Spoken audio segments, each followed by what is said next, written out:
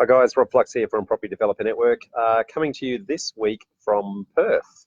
It's actually been a little bit rainy here today, but over in Perth visiting my sister, and I guess having, one, a vacation that I generally never have. So I tend to be a little bit of a workaholic, much to my wife's disgust.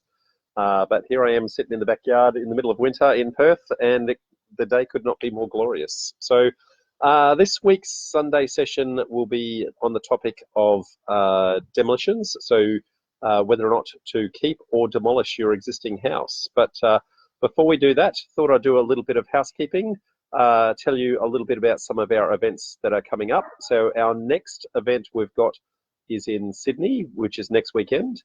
That's actually part one of a two-part series all about boarding houses and rent per room type accommodation. So what we've got there, we've got Savills, which is a very large commercial real estate company, coming and talking to us about how and what they see in the market in and around that area, where they see sweet spots, where they see opportunities and the like.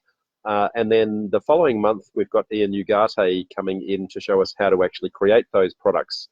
So Savills are going to also help in talking about how you determine what sort of yield and what sort of valuation that you have in and around those. And then, as I said, month two, Ian will then be talking about how you actually create that at a wholesale rate rather than a retail rate. Can see a few people coming on board, Margaret, Michael, Alex and Carmel. So hello, everybody. Welcome on board.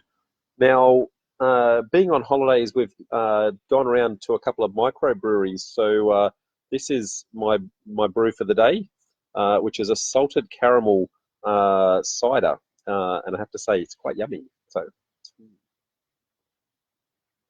So I may be sipping on that a little bit more than usual, just during the session.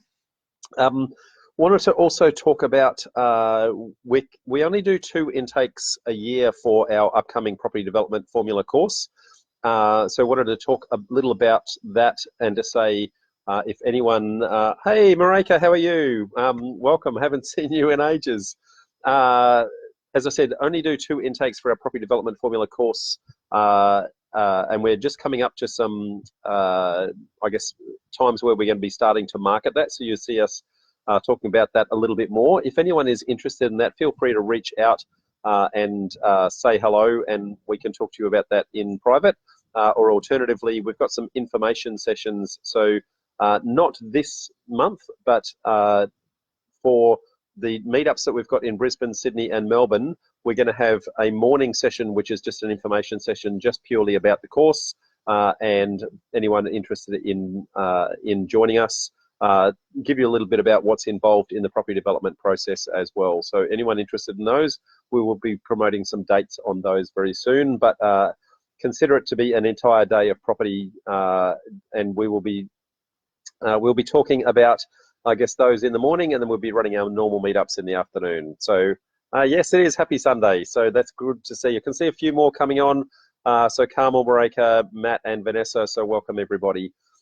Today's session, as I said, is going to be talking about house demolitions, and when you want to determine whether or not you want to demolish or keep the existing house.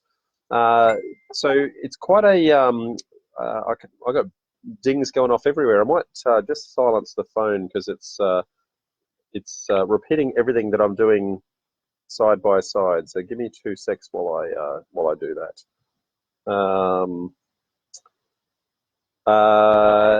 Sorry about that. Didn't mean to be sidetracked. Now, I guess one of the questions that you want to ask yourself when you're coming in to do any property development is the existing house that's sitting there, whether or not it's actually going to be getting in your way. So there's a couple of things that you want to consider in that process.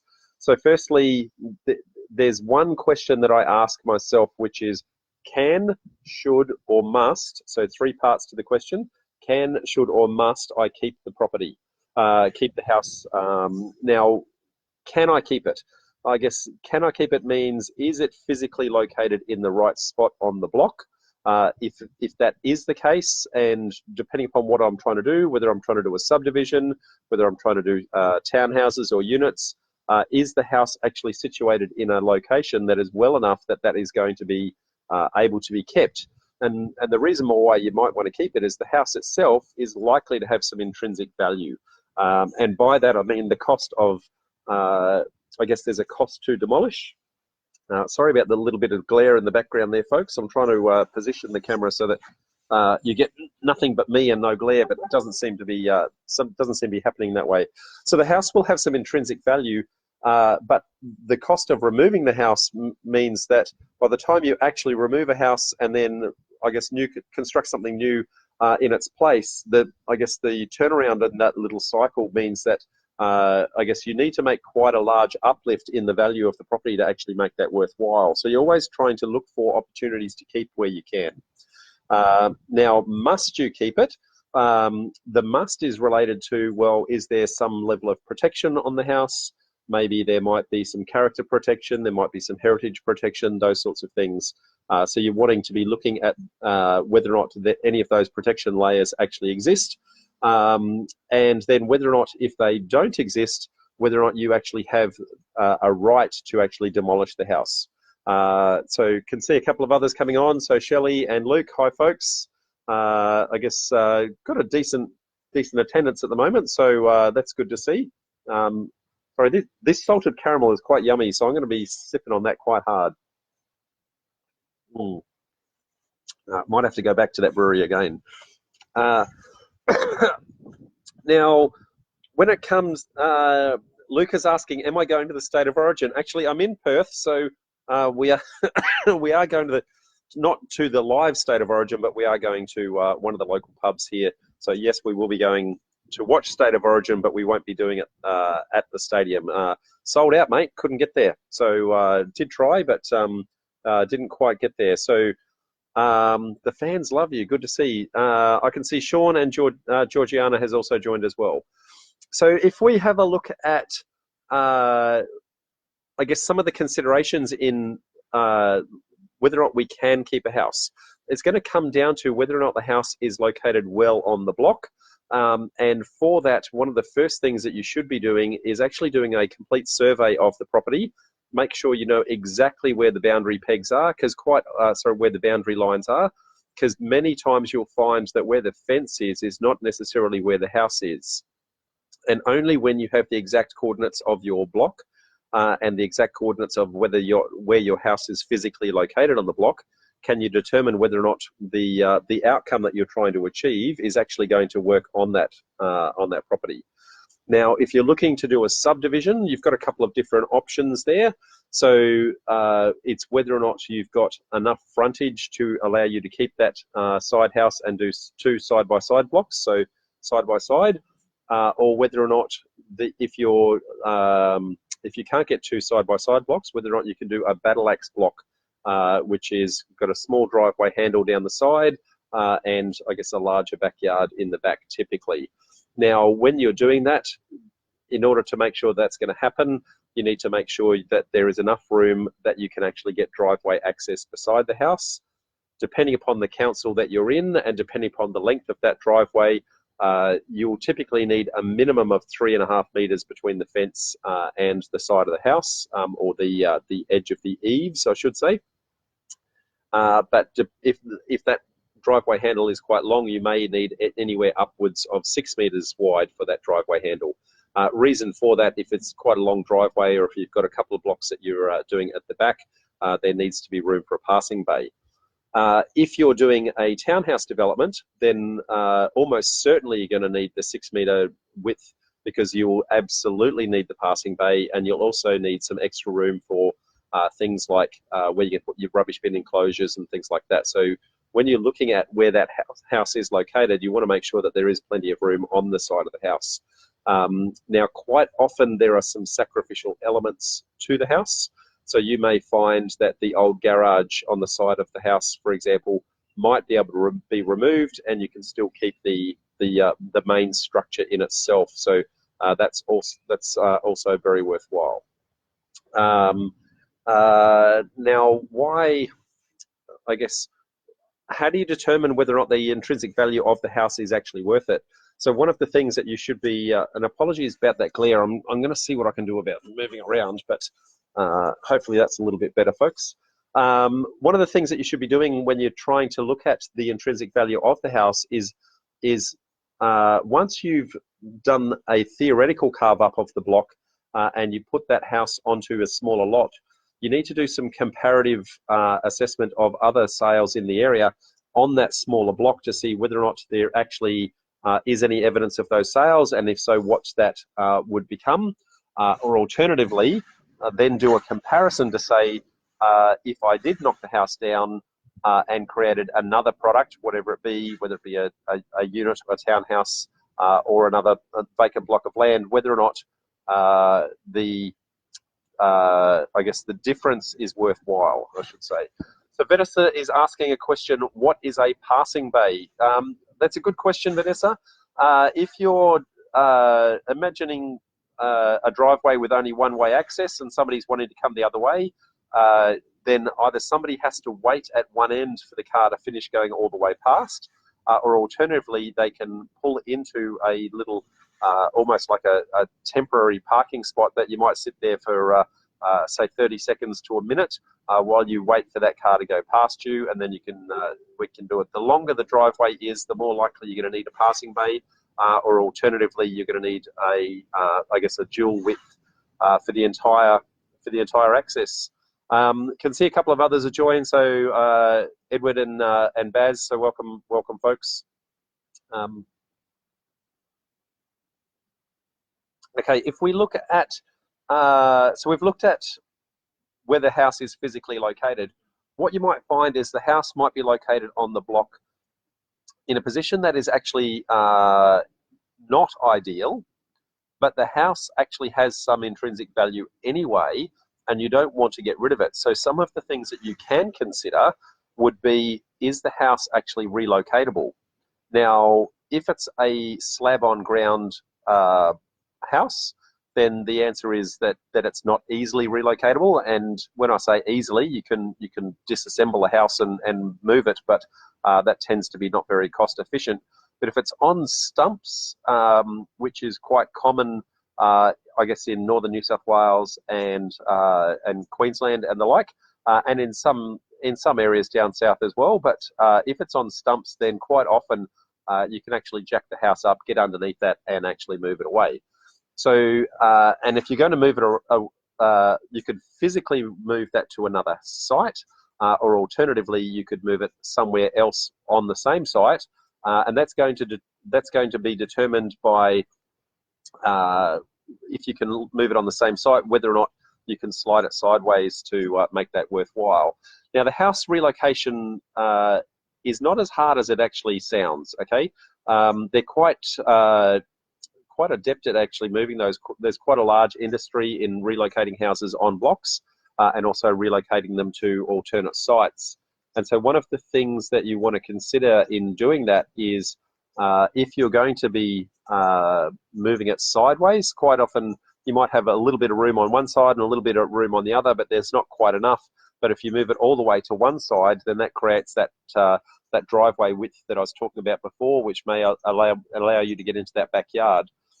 Now, the relocation of the house on a block is going to be somewhere in the vicinity of $20,000 to $30,000, depending upon, I guess, the age, size of the house, and I guess the engineering that's going to sit behind that. So let's just say $25,000 just for budgeting purposes. So that's what the house relocation people will actually charge you to do the process. What many people fail to understand, though, is that when you're sliding a house sideways, there's a number of connected services that then may potentially need to be considered in that process. So, for example, if you move sideways, now that where the driveway is lined up previously is no longer going to work on the new position of the house. So you may need to move the driveway. Your electrical cable up above your head may need to be reconnected. Your civil services underneath may need to be reinstalled. So it's not the cost of the slide, it's all the ancillary things that actually happen either side of that. Also want to consider that when you're sliding a house, it's also quite often an opportunity to say, well, should I actually lift the house up and actually create a second story out of that? That can also be done at the same time. But if you're going to do that, there's again some ancillary issues and challenges that are going to fit in there. So, for example, the stairs to the front door don't fit anymore. So, and usually you've got stairs at the front and the back. So when you're looking at sliding a house on a block, it's not just whether or not it can fit. It's not just whether or not, I guess, the cost of the slide, but what else are we going to do to that house at the same time? Can see Tony's joined us, so hi mate, welcome aboard. Haven't seen you on one of these sessions for a while, mate. So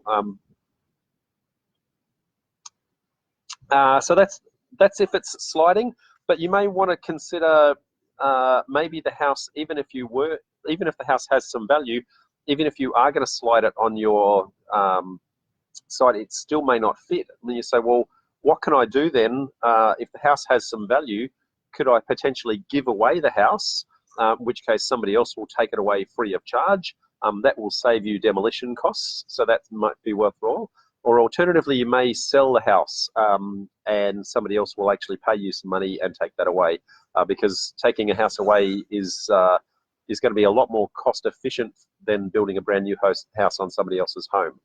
Now, some of the things to consider when you're taking a house off of site is whether or not there's any asbestos in the house, because most local governments won't allow asbestos to be transported, so they'll actually want that to be physically removed out of the house beforehand. Also, the kind of roof. If you've got a tile or a slate roof, then I guess the physical vibration going down the road means that most of those tiles are going to shatter or break or fall off. So generally they actually remove those from the house. And how many pieces you need to cut the house up into in order to get it off the block. Now, when I say cut them up into, they physically do cut them up. So what you'll find is that most houses are of a size that in order to fit on a truck and go down the road, they're going to have to be cut into a minimum of 2 pieces. The challenge becomes when you have to cut it up into 3 pieces, because at that point it starts to become commercially unviable to actually make it worthwhile by the time you cut it, ship it and reassemble it. Now, if you're planning, excuse me, if you're planning to sell that to somebody else or relocate it to another site, one of the things you want to consider is the time that it takes to actually do that. Because the time that it takes to do that is actually going to massively impact your holding costs. And the reason for that is that you need a number of approvals in order to relocate a home. So even if you had the end destination in mind, by the time you decide that I want to take it off and you have somewhere for it to go, it's going to take you about 3 months from start to finish to make it leave one place and arrive at the other. And the reason for that is that you need to get a number of approvals in place. So firstly, when you remove it off the current property, that is deemed to be demolition. Even though you're not demolishing the house, it's deemed to be a demolition. So you need a demolition approval. And when you put it onto the new property at the other end, even though it's a second-hand house, it's deemed to be a brand new build. So you're going to need building certification for a brand new home at that destination, and in doing that, you're going to have to make sure the house is actually brought up to code as a brand new installation, which means that things like your electricals, things like your environmentals, so is it 5-star energy rating, those sorts of things, you're going to need to make sure that all of those are up to code. Tony's saying looking sharp. Thanks, mate, appreciate that. Max says hi Rob and group. So hi Max, welcome aboard, mate. So now with relocating it to another site, if you can sell it, you're obviously going to make some money, and you're going to avoid the cost of demolition. So the round trip savings on that from a feasibility point of view appear on the surface to be worthwhile. But when you factor in that 3 months worth of time delay, you have to look at, well, what are my holding costs? Depending upon the time of year, is it going to trigger land tax? How many lots of rates is that going to trigger? What's my holding cost for my finance and those sorts of things. So sometimes when you do the sums on that, you might say, well, yes, there's some intrinsic value, but I can't afford the time it's going to take to do that. You also need to factor in approvals for transport, so things like your police escorts and things like that when they go down the street. They're also going to need to make sure that there actually is a path that they can get the house out so that it doesn't trip on any overhead power lines and things like that. So generally, as I said, it takes about 3 months to plan all of that from start to finish, going through the process. If you need to sell it itself, then that may add a month or two to sure that you've considered all of that. So quite often it's actually better to give it away to the house relocation company. They have storage yards where they're happy to put them there.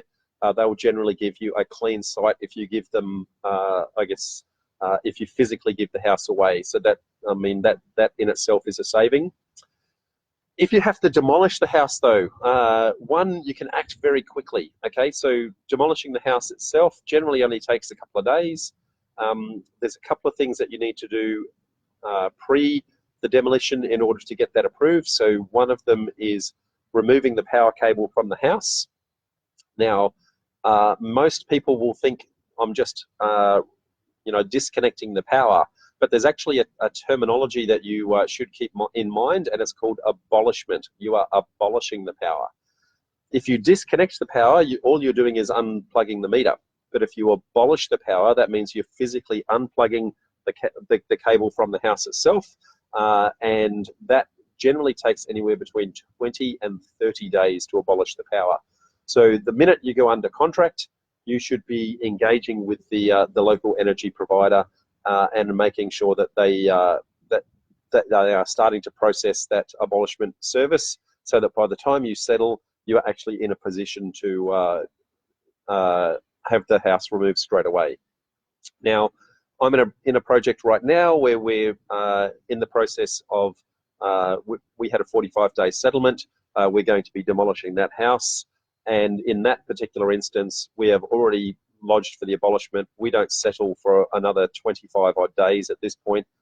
So we're going to be well and truly going to have that power physically disconnected by the time we actually go.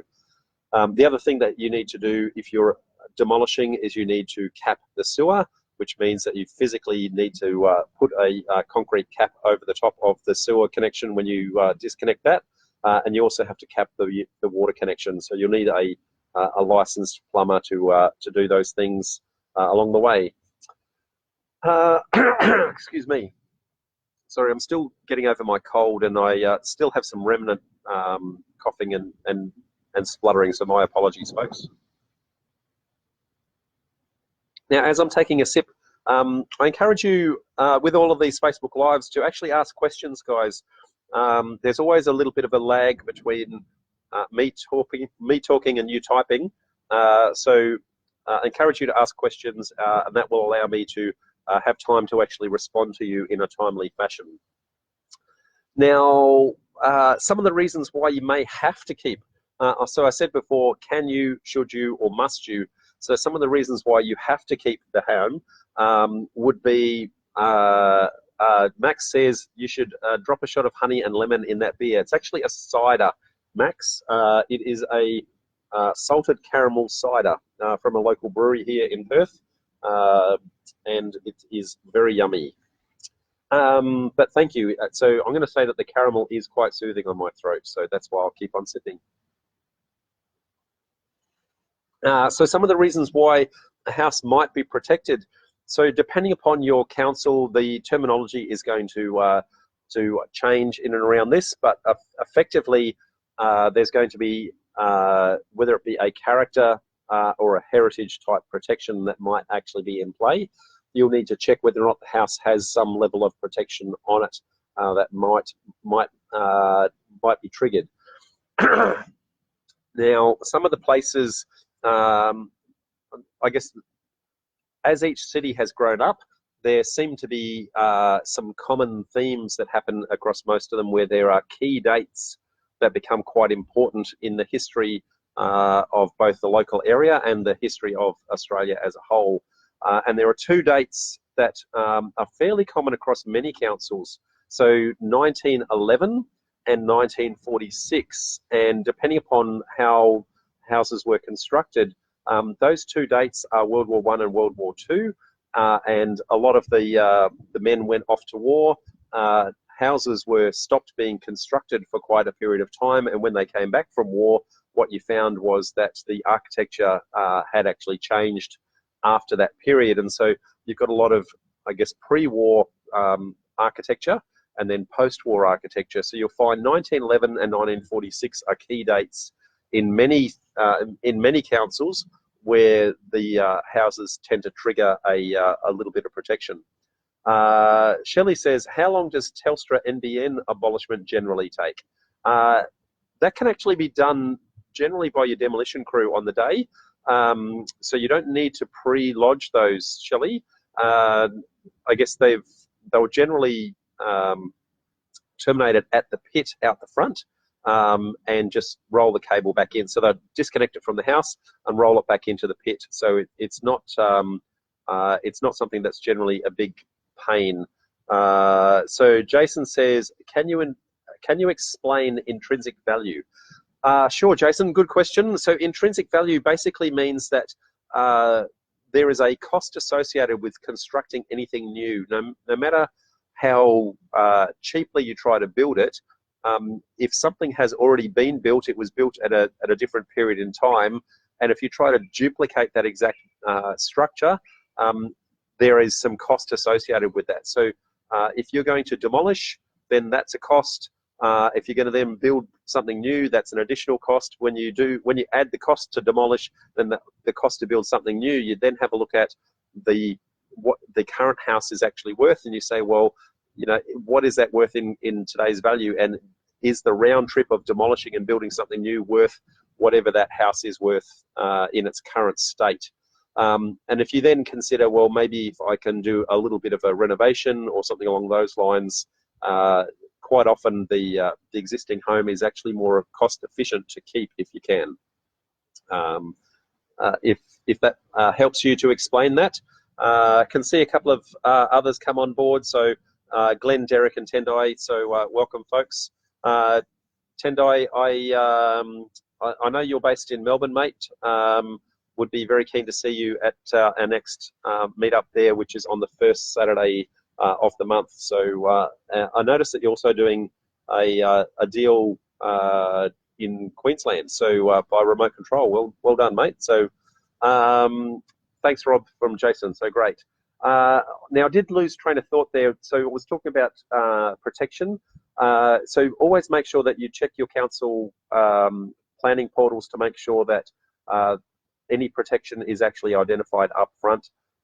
Where there is protection, some things to actually note is generally it's the facade of the house that is protected and not the entire house. Now that is going to change again based on every council, and again based on, I guess, the level of protection. So if it's a character style protection, then it's generally a facade. If it's a heritage protection, then it's generally the entire house.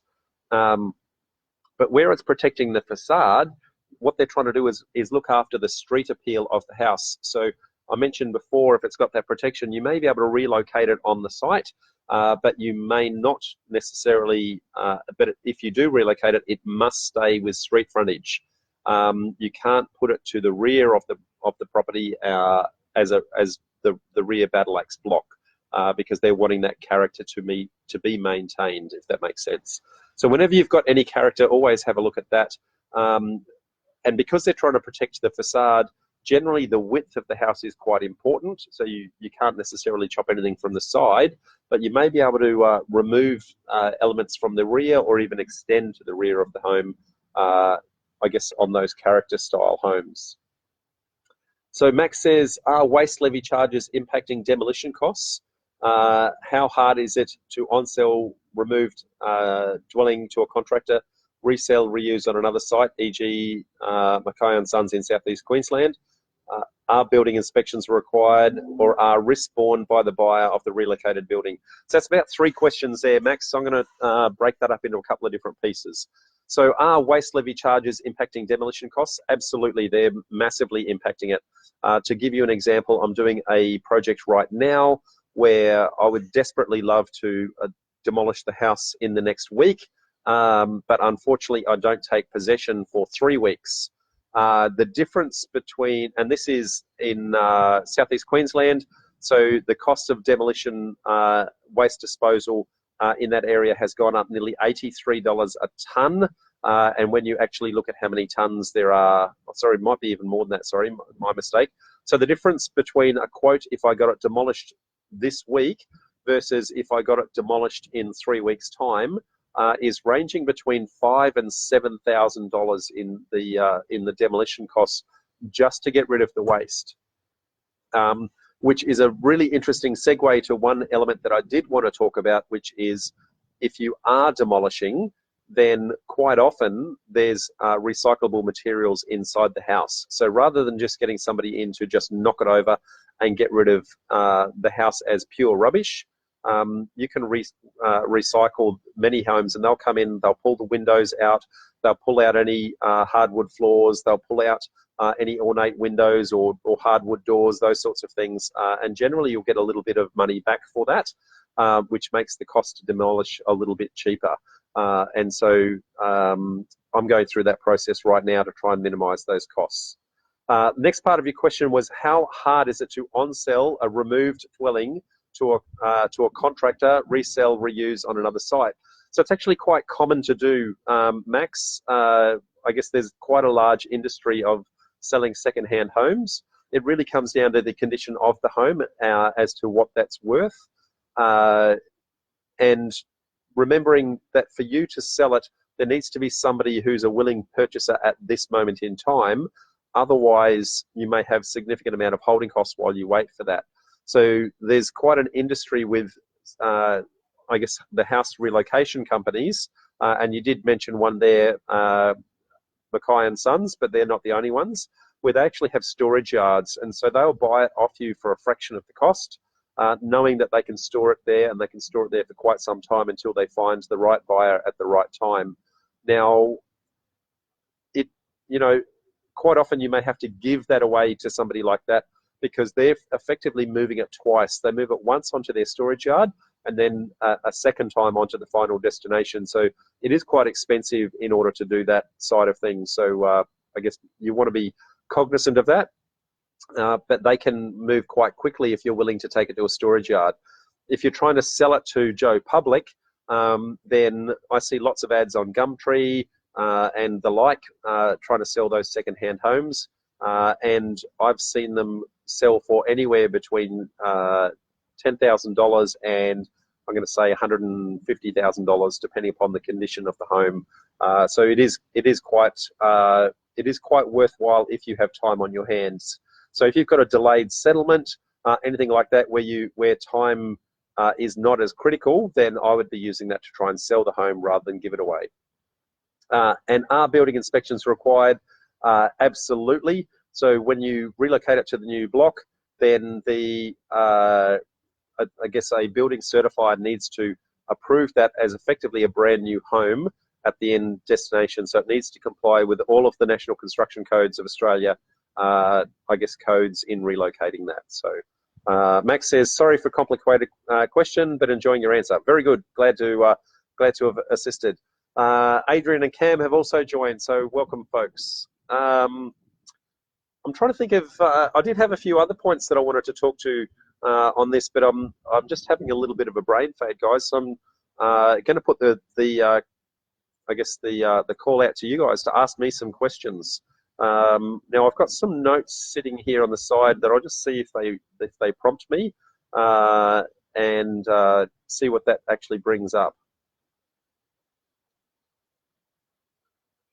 If I'm talking about the protected homes, if the protected home is actually, whether it be character or whether it be heritage, one of the things to consider is, whilst it is protected, there are quite often arguments that may allow you to demolish if you wanted to take on the fight with council. Now, most of the time where you've got those character and heritage protections, council is going to definitely fight back because they need to be seen to be doing the right thing to protect the heritage of the area. But if you can justify that the home actually has no character in it, or alternatively, if you can justify that the home is structurally unsound and commercially not viable to repair, then you may be able to actually argue your case to try and get rid of them. So Michael says, when you're shifting houses across to make way for a driveway, does any other consultant need to be engaged, say for impeding solar or views or adjoining properties? So Michael, yes, you're always going to need a building certifier to justify you relocating the home, whether it be on site or onto another site.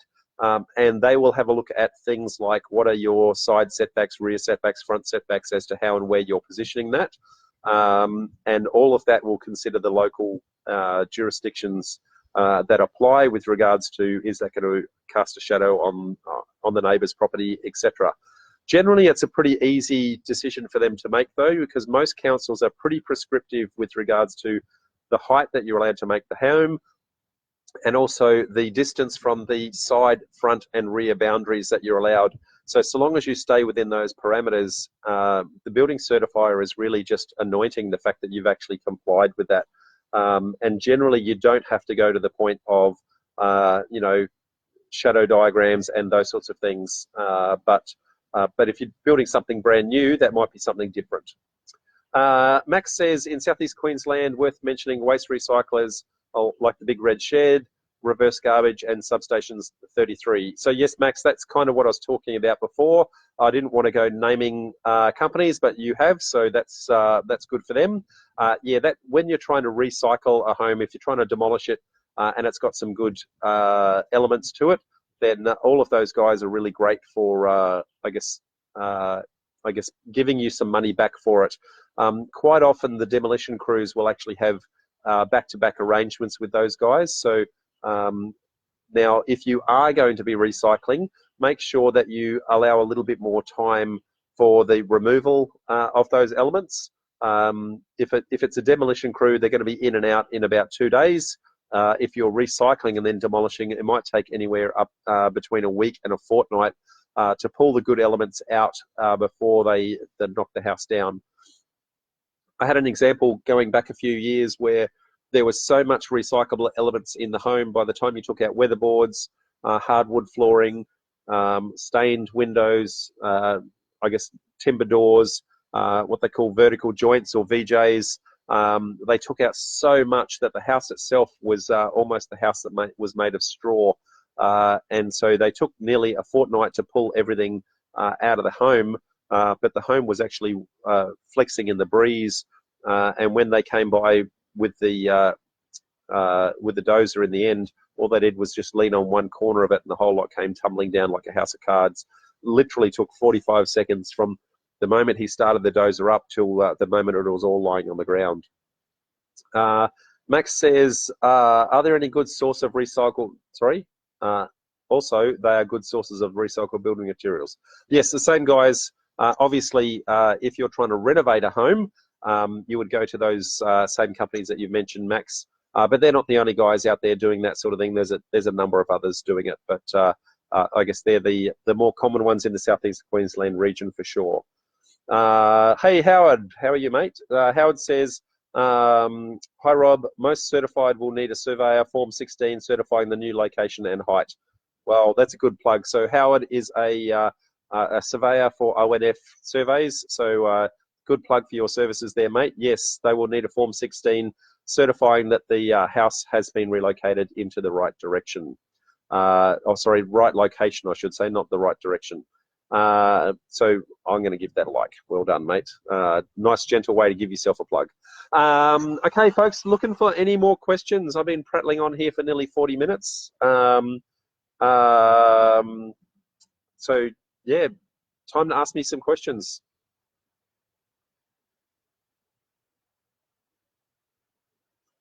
I can't see anything coming through, but I know that there's always a bit of a time lag. So let me tell you about some upcoming events whilst we've got everyone on board, whilst I'm waiting for those questions to come through. Our next event is actually in Sydney this weekend coming up. So that is part one of a two-part series on boarding houses. So we've got Savills coming in. So Nick Tuxworth from Savills, they are commercial real estate agents who specialise in, I guess, selling commercial properties, but in particular, they're going to be talking about boarding houses, what sort of rental yields you're going to anticipate getting, how that then translates into a valuation, some of the legislative issues and challenges around that, some peak areas that in and around New South Wales and Sydney in particular, where they're becoming quite popular because of the, I guess, the new generation boarding house legislation that's come in recently, and a number of other elements that are talking about what these properties are worth as finished products. So that's part one, is month one, and then the following month we've got part two in that same series, and we've got a gentleman by the name of Ian Ugarte, who's, I guess, one of the the foremost professionals in the area with regards to teaching people how to actually construct those at a retail price rather than buying at wholesale prices. Sorry, let me reframe that. He will teach you how to manufacture that at a wholesale price rather than paying retail. And so when you compare the two, what Savills is saying that they will actually be worth at the end, and then what Ian can teach you how to do that for right up front, then I guess you can see that there's quite a bit of an uplift in doing that, as well as the cash flow that's actually going to generate. So Lock-in is saying, if the house is not heritage listed, is it usually viable, instead of demolishing the house, to lift a house and build under and to make a dual occupancy? So dual occupancy is going to be very dependent on the council itself as to whether or not that's allowed, Lachlan. The challenge there is that not every council actually allows dual occupancy. So now some of them will call it different things. They might call it an auxiliary dwelling, they might call it a granny flat, a few elements like that. But if you're going to lift up and create two dwellings out of it, one of the things that you need to be very cognizant of is that you're going to need firewall separation in between the two. Even if the council does allow it, you're going to need firewall separation between up and bottom. Remembering the house was never designed to be, I guess, that dual living type arrangement, then chances are the floors are going to be made out of timber or something along those lines, so they're going to be very combustible. So you're going to spend quite a bit of money in trying to put fire check or other similar type technology in place to stop that in place.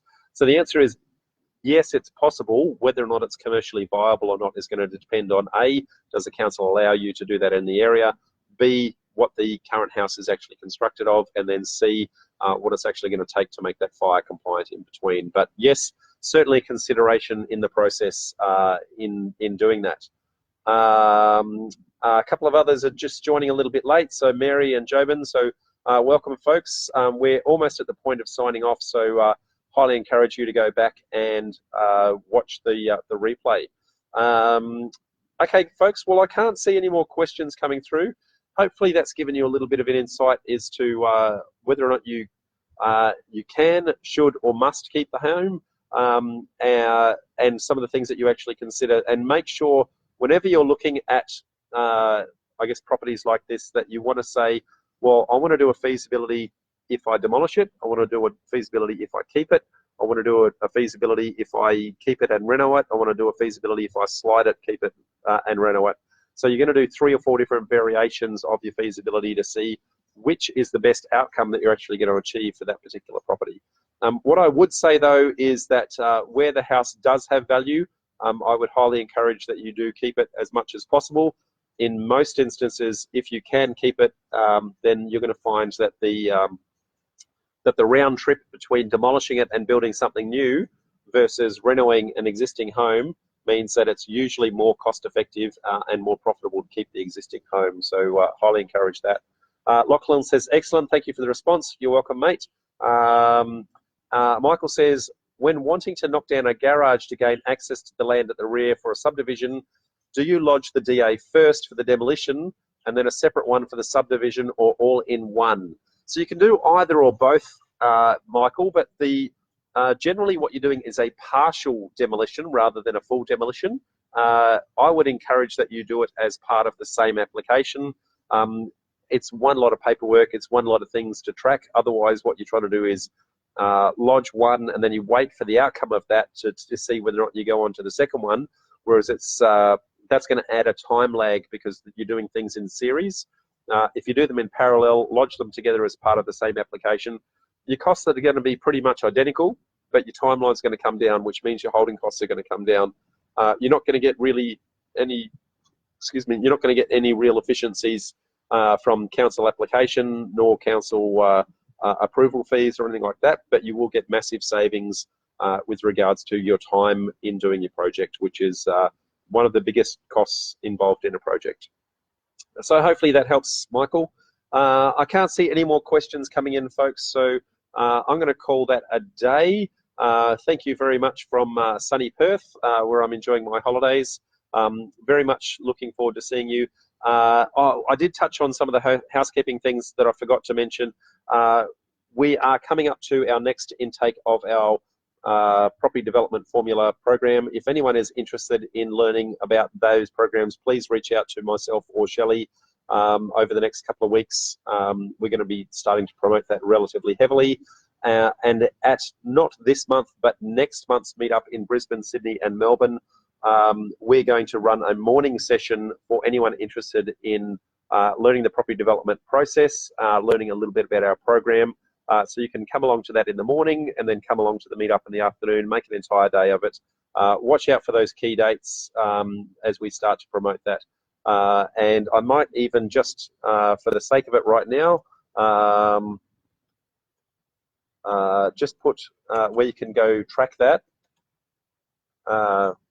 So you can actually get your dates if you're interested in any of that at all. So this link that I've just put up there, that's linked to where we've got our dates. So if anyone's interested in coming to those events, just go and have a look there, or feel free to reach out. Other than that, folks, I'm going to say goodnight. And Margaret says, enjoy the footy and go Queensland. I can see Eve has just joined. Hi, Eve. We're just signing off, Eve, but I am going to see you, I guess, on Wednesday, Thursday. I can't remember which day, but I'm coming to see you. I'm only around the corner. Bye, folks.